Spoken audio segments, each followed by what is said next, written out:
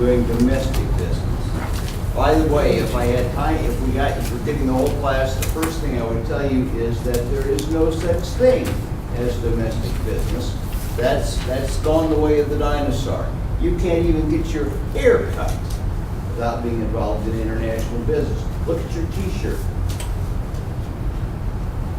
You probably say Hecho en Mexico, is that it? Hecho en Mexico, or China, or Indonesia. So there's really no such thing. That's the world of things. But other than it being a myth, the international business, you should be familiar with this, aren't you? I'm saying this, I'm wasting your time. The international business is conducted in currencies, different currencies. If you go to Europe, you will theoretically be using what currency? Euro. The euro. But if you buy something in Western Europe, they'll certainly accept your euros. If you go to Eastern Europe, good luck, they may not. Even though they're like in Budapest, you can, theoretically, they're on the euro, but you can't actually buy anything with euros. If you go to Prague, they'll take your euros, but they're going to prefer their local currency, which is the Crown mark. You can spend your euros in Vienna. They have entirely different legal systems. The United States legal system is based on Anglo-Saxon common law. It is a legal system of precedent. The European legal system goes back for the most part to Napoleon, and it is a law of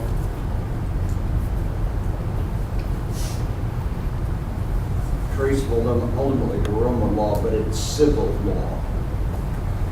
Lawyers don't go to the precedent books for their cases. They just look up what the law is, and not surprising, there are far fewer lawyers in Europe than there are in the United States per capita.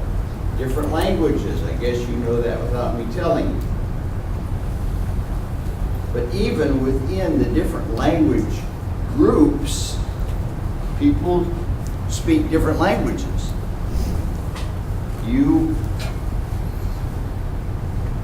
I was raised in Nebraska. The way you people talk, it took me a while. Different cultures. First time I went to Paris, boy, I was Mr. Cool. I got me my Berlitz book and learned how to speak French. I listened to the tapes. I showed up there and I go into Paris. You have to catch the RER at the airport. Characteristically, you'll go to Gare du Nord, and then you'll catch a line to wherever it is you want to go. So I'm Mr. Cool. I'm Mr. International Traveler. I got there, got off at Gare du Nord. I'm quite the man, being proud of myself. Walked in there. I'm looking for Ligne 5. So I see a police officer. I say, "Où est Ligne 5? Where's line 5? He says, "Bonjour." Well, maybe you hear me. I said, "Où est Ligne 5? He said, "Bonjour." So I think I'm the only guy, maybe. Don't have all his marbles. So I said again, another time, I said, "Où est Ligne 5? Je cherche Ligne 5. He said, "Bonjour." Well, finally, it dawned on me that in France, you don't ask a question without first saying, "Hello, bonjour." It's a common courtesy. This is an example of how international business is done. This is Vienna. What do you notice? TGI Friday. Is that a famous Viennese company? Totally. Totally famous. Yeah, right. Probably a franchise.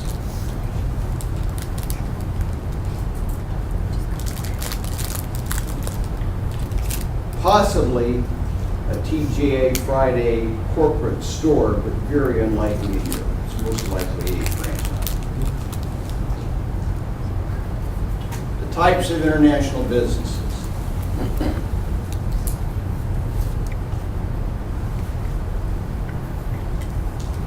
Most obvious is exports and imports.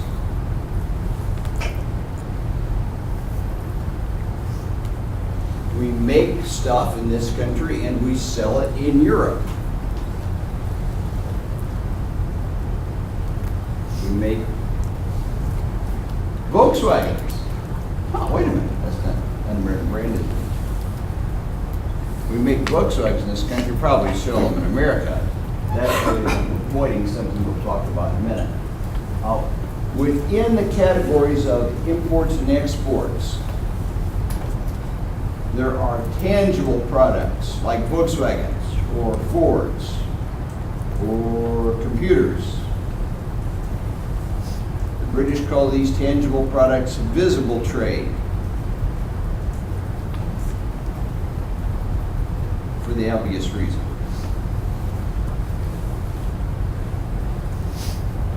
The other thing is services. Invisible trade. Services include things like auditing, insurance,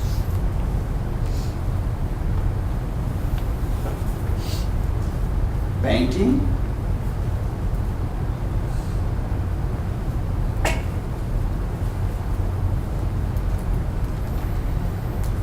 the United States is not, relatively speaking, we don't do a lot. Say relatively speaking, we do a lot of export and a lot of import. But the great bulk of our international trade is in invisible trade.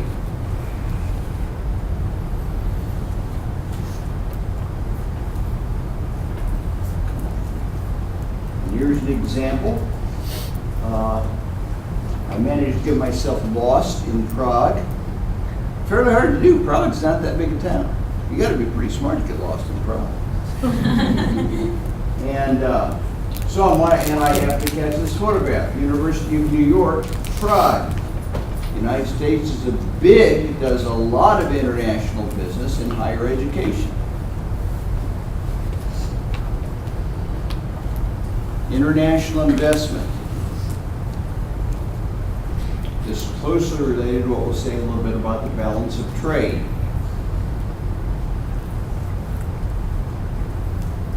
International investment takes a million forms, but it takes two distinct and separate forms. One is foreign direct investment, or FDI. This is something you may well see on the test. If I were preparing that test, it would be the first thing I'd ask, foreign direct investment. For example, Ford some years ago, it has since divested itself from Jaguar, but these notes are a few years old. Ford bought Jaguar. Think of that, Ford owning Jaguar. It's almost sacrilegious.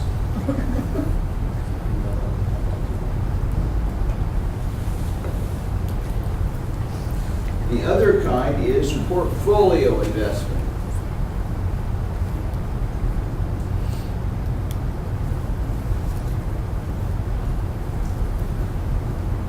For example, the overwhelming probability is if you are, that your retirement plan, wherever you work, has some money invested in other countries. But the difference is, with foreign direct investment, your Ford was actually managing Jaguar. With your portfolio investment, all you are is a shareholder.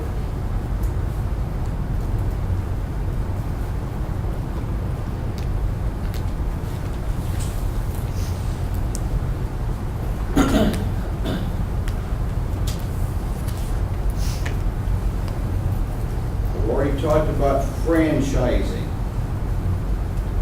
Guessing that TGIF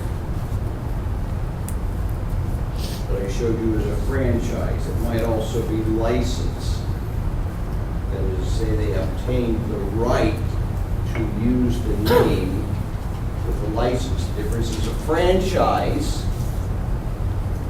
The American company is going to go in there and show them how to operate. They're going to use the American company methods. They're going to use the American company menu. In the case of something like TJA. May I go on? This is an example of a franchise. This is in the very touristy part of Prague. The interesting thing is when you get away from the touristy part of Prague, when you get back to where the real citizens live, which I went to because it's cheap, it doesn't say I'm loving it. It says, whatever. It says something in Czech.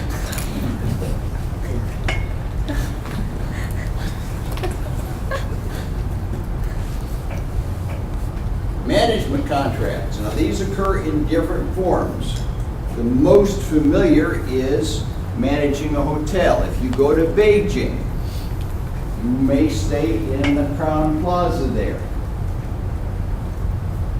The Crown Plaza in Beijing is exactly like the Crown Plaza in Atlanta. Maybe a little nicer, but other than that, it's like the Crown Plaza. It's a big place. It has that Crown Plaza way of doing things. The only difference is the people who are going to be taking care of you aren't going to look like North Georgia, aren't going to look like they live in Atlanta.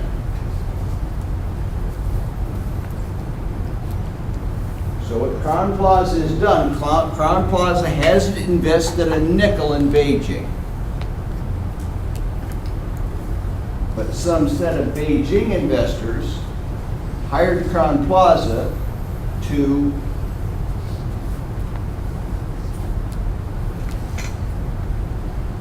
run the hotel the way Crown Plaza runs things. If you ever visit Budapest, the best place to stay in Budapest is the Hilton. It's right on the Danube. It gets you a big old room. It's better than any room, better than any local hotel.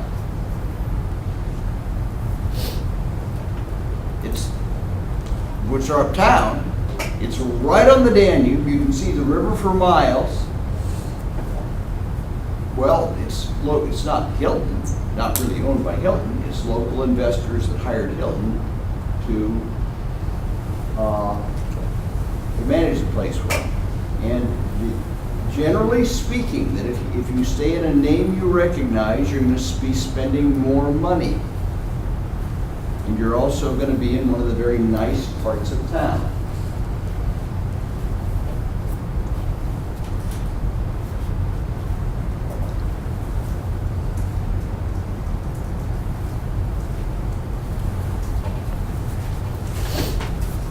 And when you get in there, it will be perfectly recognizable. It'll be just what you're used to in the United States, except that in Europe, you're going to have, or in the United States, you have 2 double beds in the room. You're going to have 2 twins or 2 single beds. And my guess is that these names are used because tourists get to Beijing and they would not recognize the Chinese names, but they do recognize names like Crown Plaza.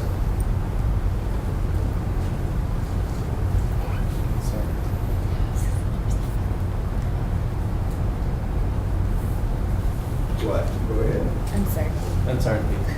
Uncertainty. Reduces yes! Reduces uncertainty. And yeah, I guess I've already said that. You're going to pay a good bet. So that, and it's, when you go to the Holiday Inn in Munich, most of the people staying there are rich, I don't know what the appropriate politically correct word is, are rich Arabs.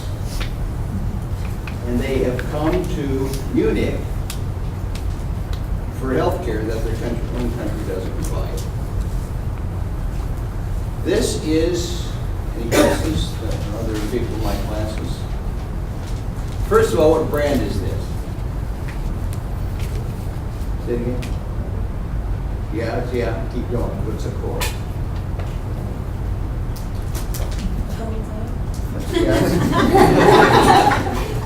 How did you ever guess?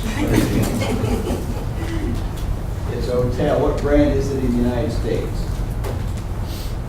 Several different ones. Red Roof Inn. Say it again. Several different ones I think about Red Roof Inns, like in Fort Hotel. Most, yeah, okay, Red Roof maybe now. Yeah. It's originally Motel 6. Motel 6. So they've got a light on for even in Paris. Now here's the interesting thing about this particular Motel 6. When you go to Versailles, the French's place in France, the Palace of Louis XIV. When you go to Versailles, you may have some trouble finding Versailles, the palace itself. I guarantee you'll be able to find Motel 6. It's right there. This right next to Motel 6, not surprisingly, huh? Now it used to be, the French put the kibosh on this. It used to be that as soon as you got, what brand is this? McDonald's. McDonald's. Used to be that when you got to Versailles, you'd have to take the RER from Paris. The RER ends at Versailles. When you get to Versailles, it used to be the first thing you saw when you got off that train was a great gold old McDonald's sign. Now the French have put the kibosh on that. They made it take down the golden arches, but it's still there. This is in Prague, and this is an example of a management contract. Prague investors don't have a Motel 6 doesn't, or the Holiday Inn doesn't have a nickel in that hotel. It's being paid to manage it. Okay? So, obviously not, huh? This would be, this is St. Petersburg, I guess you can figure out. That's the Waldorf Astoria in St. Petersburg. When you find someplace like the Waldorf Astoria, or as I said before, Hilton, you're going to be spending a lot of money, and you're going to be in the best part of town. As you look out from the Astoria in St. Petersburg, there is what you see. Types of firms. This again would be high on my list of choices for questions.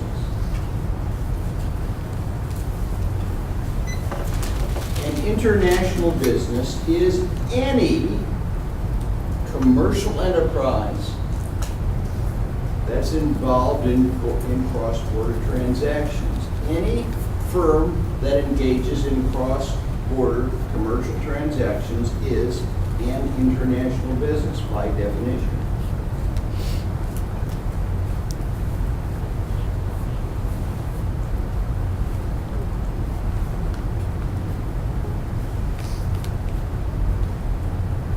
And I'm very glad to see you writing.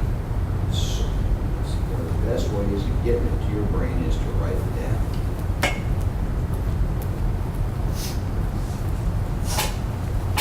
Another thing you may see on the test is multinational corporation, MNC. A multinational corporation is any firm that engages in foreign direct investment, any firm that engages in FDI,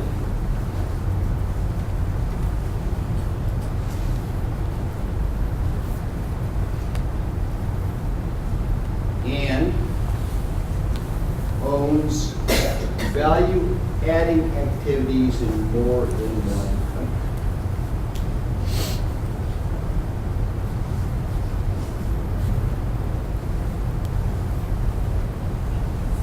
Multinational corporation, any firm that engages in foreign direct investment and owns value-adding activities in more than one country.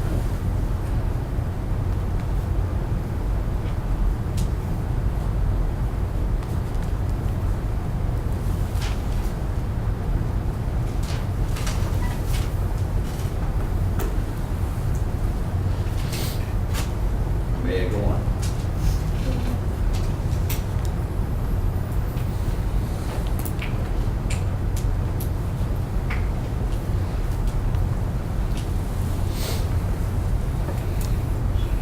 Good? It's so unusual to have you two in the front row. You're usually there in the back.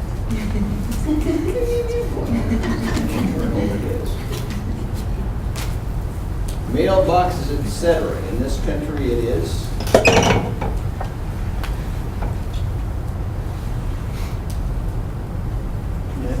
UPS store. And in fact, even when and it's not that it's changed, even when I took this photograph,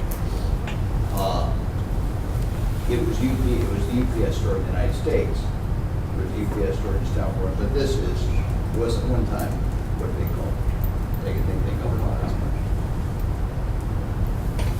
Bartlett and Goschal. You know what? I don't think I'd take the time to write that down. You got a good enough definition. You got the idea.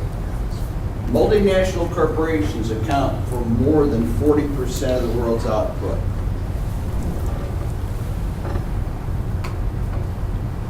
It is almost certain that your car, regardless of what brand it is was built by a multinational corporation. If you're driving a Chevy, you are driving a car that was made by a multinational corporation. Same with the Ford, same with the Toyota, same with the Nissan, same with the Hyundai. I don't think the Russians are selling Ladas in this country yet, are they?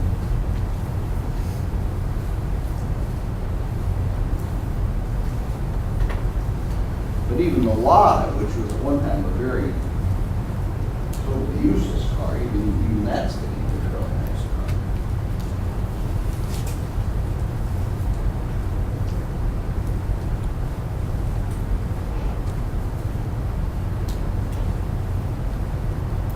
Different countries do have their own soft drinks and their own soft drink brands.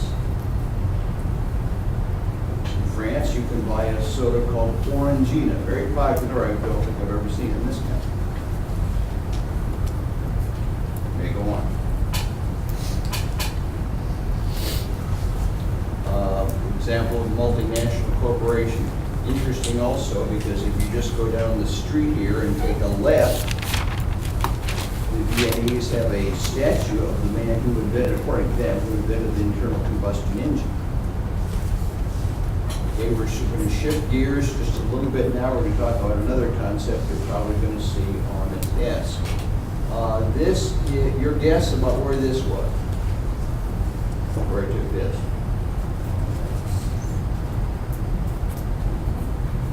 You guess? Okay, why would you guess one?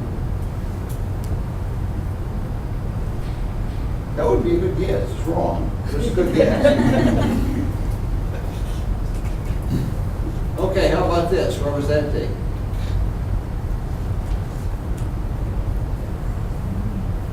How's your Latin? Say it again. Did? Did.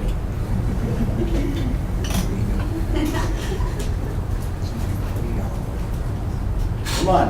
You know that, don't you? Most of you are familiar with that verse. Ego sum via veritas et vita. Belgium. Belgium, no. A good guess, though. Just wrong. Not a European nation. Pardon me? I was just not a European country out there. So, hey. That was my inspiration. I am the way, the truth, and the life. That is from the Gospel according to St. John. The language is Latin. And then I took this in Budapest, just down the street from where I took that photograph of the Bombay Palace. Why is that important? Okay, here's your catchphrase. Lingua franca. Lingua, next word Franca. Lingua franca, that's one you probably see. The lingua franca is the language that is spoken by more people. The language that you'll probably find somebody who can speak that language no matter where you go. This cathedral, or basilica, actually was built like in the 13th century. In the 13th century, everywhere in Europe that you went, Brady people could speak Latin. In fact, that was the definition of being an educated person. Can you read Latin? You care? English.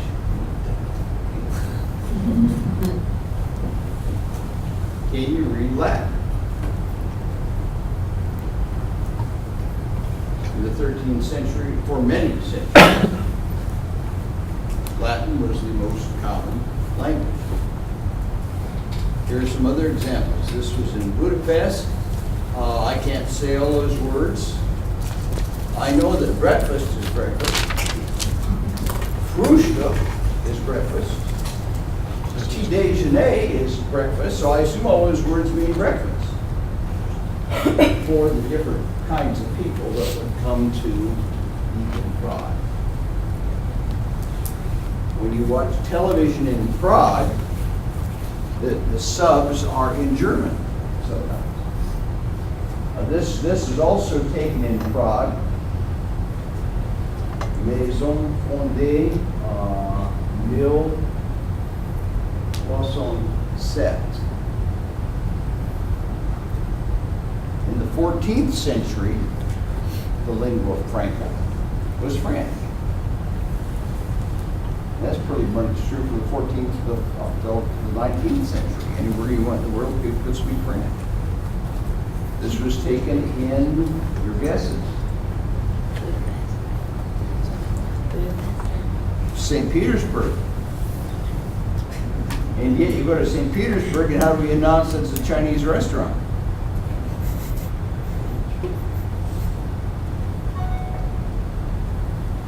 Okay, we're shifting gears again. Trade policies.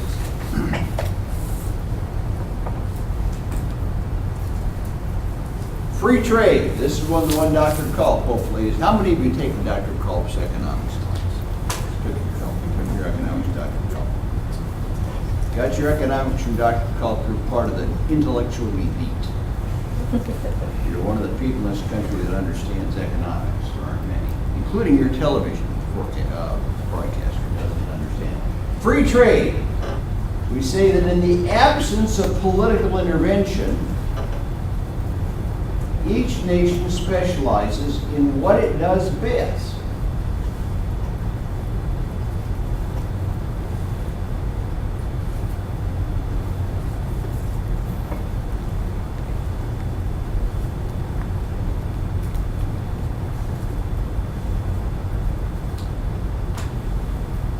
In south of France, they specialize in wines. Why?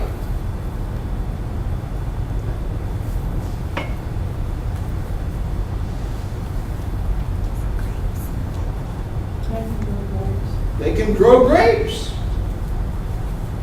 You could grow, in this I'm using Adam Smith's example, you could grow grapes in Scotland. You know, you could build greenhouses, I would call them. You heat them inside. You could, but boy, it costs you a lot of money. You're better off doing what you're good at, what you're geographically advantaged for, the comparative advantage of nations. You do what you do best, and then what do you have to do to get the things you need? Trade. You have to trade with somebody else. Does that make them like you? You buy their stuff. Do they like you when you buy their stuff? You buy their stuff.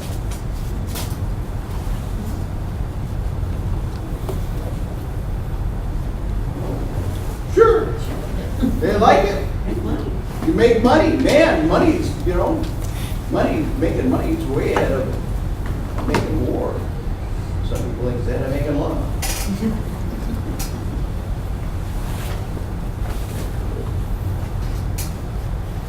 If you buy sell your stuff to other people, you like it when you get their money. When you buy stuff from them, they like it when they get your money. It's a good tool for international peace. And free trade is a win-win situation for the nation as a whole. Because with free trade, everybody is getting whatever they need at the lowest possible price. Because they're buying it from the people who can make it least expensively. But there will always be particular special interest groups.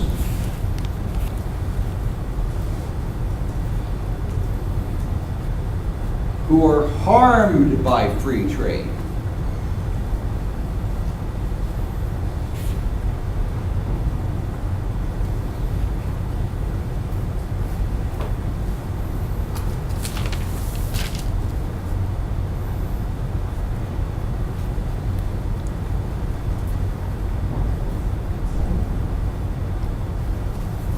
An example, and I'm not sure this is still true, but it was true whenever it was heard. An example would be cotton producers in Georgia. Produce cotton in Georgia?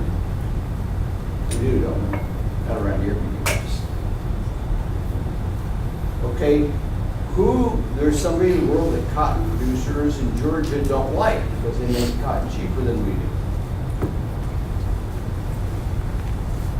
Many of the Islam nations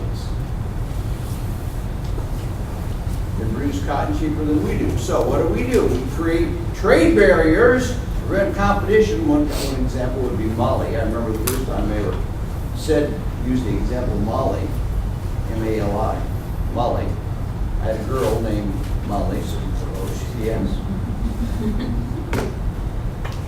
Mali is an Islamic country that grows cotton.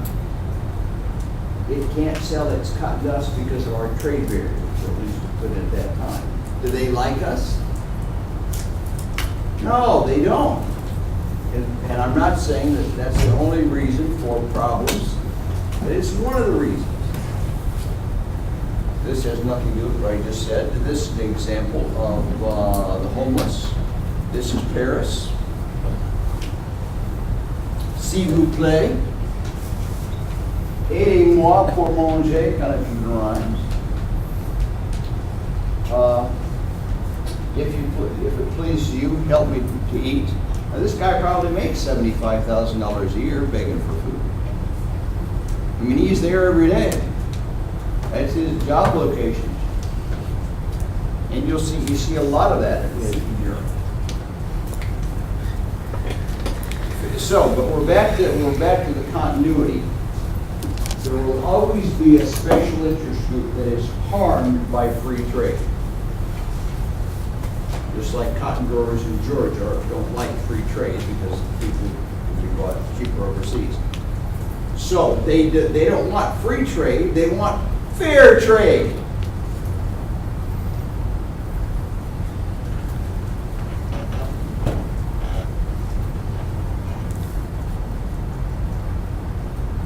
And fair trade means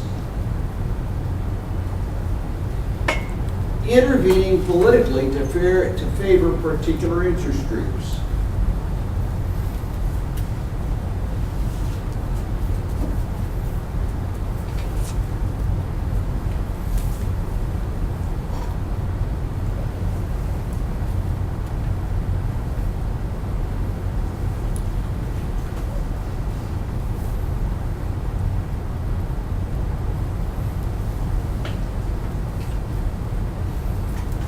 Almost all of you last one from that way. Not this one.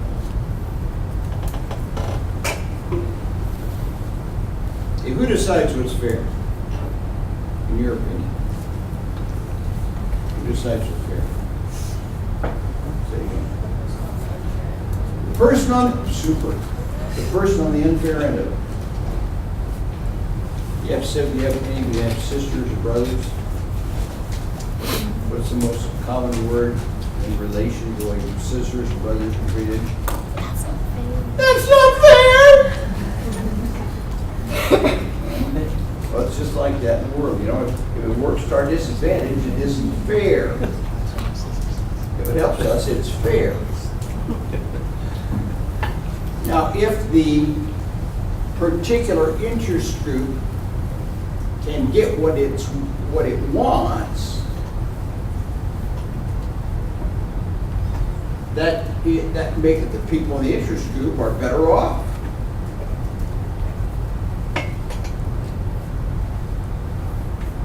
Other people aren't as well off. So the interest group is helped, but the nation as a whole is poorer because other people there are more people in the non-interest group that are hurt.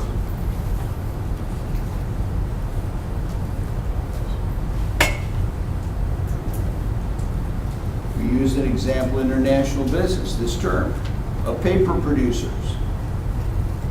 They don't like having to compete with paper producers in China. And they say, oh, it's because they're blah, blah, blah, blah, blah. Maybe they could be more efficient.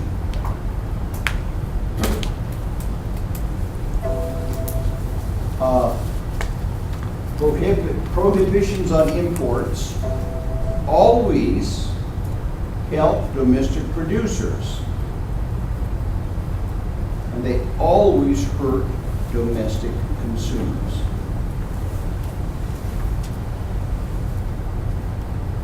Because you can't, if you give something by means of politics to one group, you've got to take it another way from another group.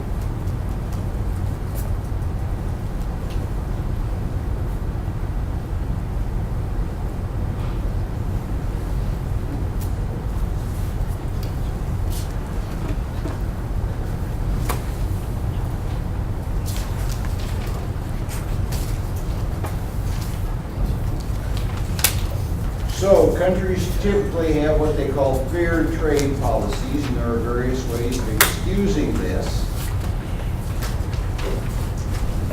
And here again is something if I were writing a test, I would put it on the test. Of course, they don't call me and ask me what I think is good. They should. They go on. One of them is the national defense argument. Now, this is one of the very few that is plausible.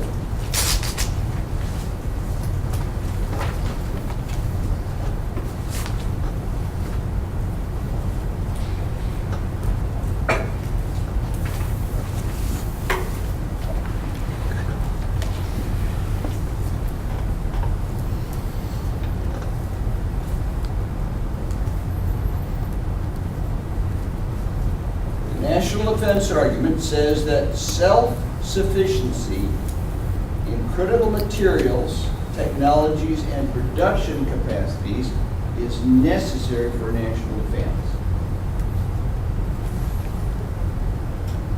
If the world were organized rationally, as opposed to politically, if the world were organized rationally, the Russians would buy their fighter planes from us, because we really do make better fighter planes. And we would buy our rifles from them. Because the AK-47 really is an easier weapon to handle than an M60. And less expensive. But you can see that probably isn't going to happen. We're probably not going to sell. There is a thing called dual-use products. For example, avionics on an airplane, where we can really do make those better than the Chinese. The Chinese buy our airplanes, so we get the avionics.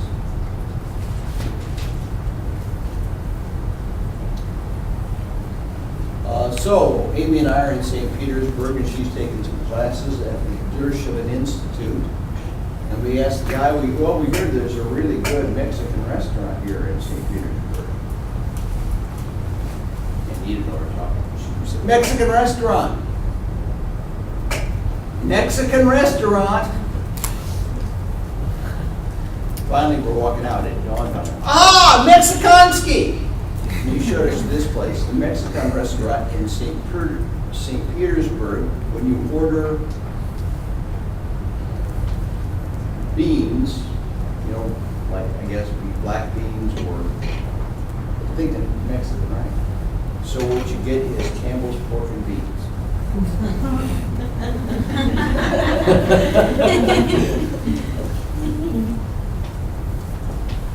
Okay, we're back to what I just said about the national defense argument. In practice, the national defense argument serves to extend the life of inefficient industries and raise the cost of government. So we allow that it makes some sense, and that in the real world we are never going to be selling our best weapons to our enemies. But really, they'd be better off if they could buy our fighter planes and we could buy their rifles. The next one, very popular in the history of the United States, is the infant industry argument. The infant industry argument is, we're just getting started with whatever this is. In case of the United States, it was textiles.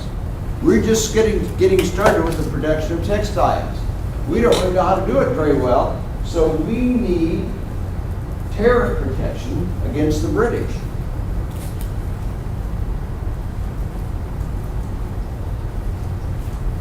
And that was certainly the story of American steel industry. We wanted protection against the British so our steel industry would get going. But the trouble is, those allocations are made on the basis of politics.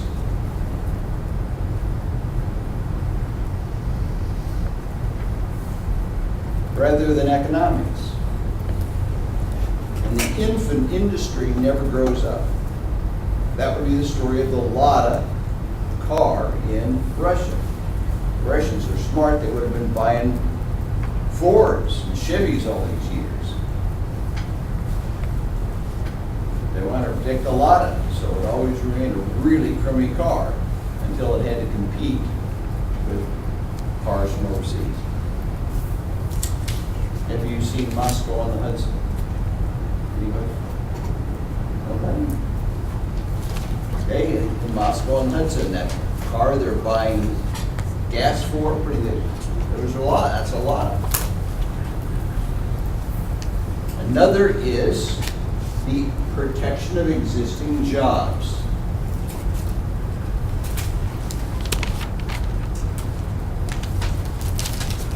But we have to protect our jobs.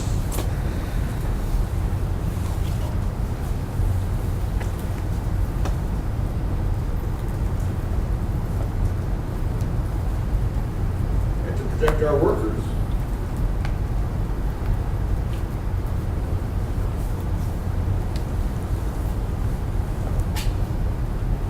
So let's say you're really good at whatever it is you do. You do it better than anybody else in the world. How much protection do you need from competition? You need to be protected? Not even a little bit. The result is, the only people that need protection are the ones who are not competing equally. So we end up misallocating resources to less efficient sectors of the economy.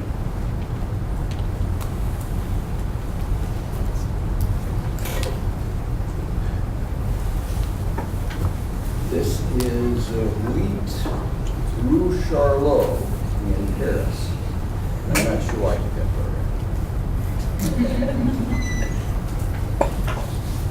photo. Strategic trade theory says that there are some things that because of economies of scale,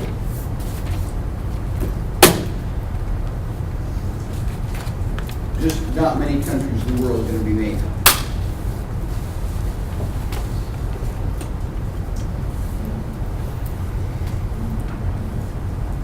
An example of something that, because of economies of scale, there are just never going to be many.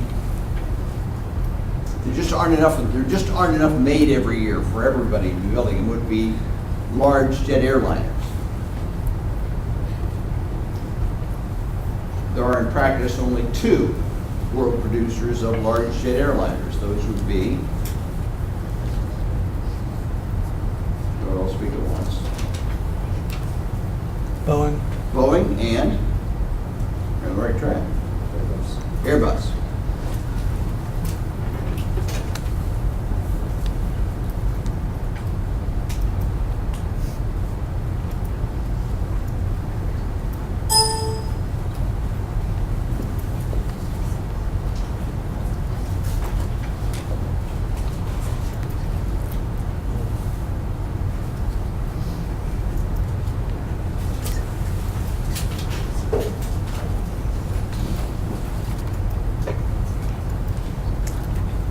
The argument is, since that's true, since there's economies of scale that are such that only a few are going to be made, a national government should adapt trade policies to improve the competitiveness of certain firms.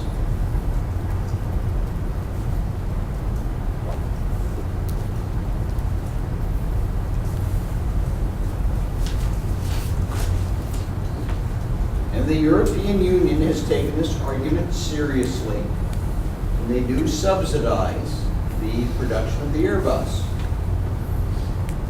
With the result that Airbus has managed to develop a really big airplane. I mean, everything else on the runway, you look at that, it's little, it's small potatoes. There's the Airbus 380. It's the only thing it doesn't have is a bowling alley. It's a great big airplane. But, and it is, it has had buyers. Boeing is still, I think, selling more airplanes.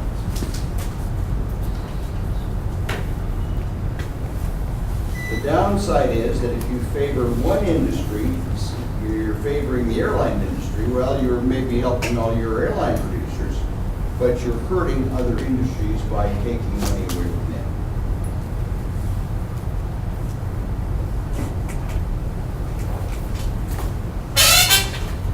I don't know if I should do this next thing. So you're gonna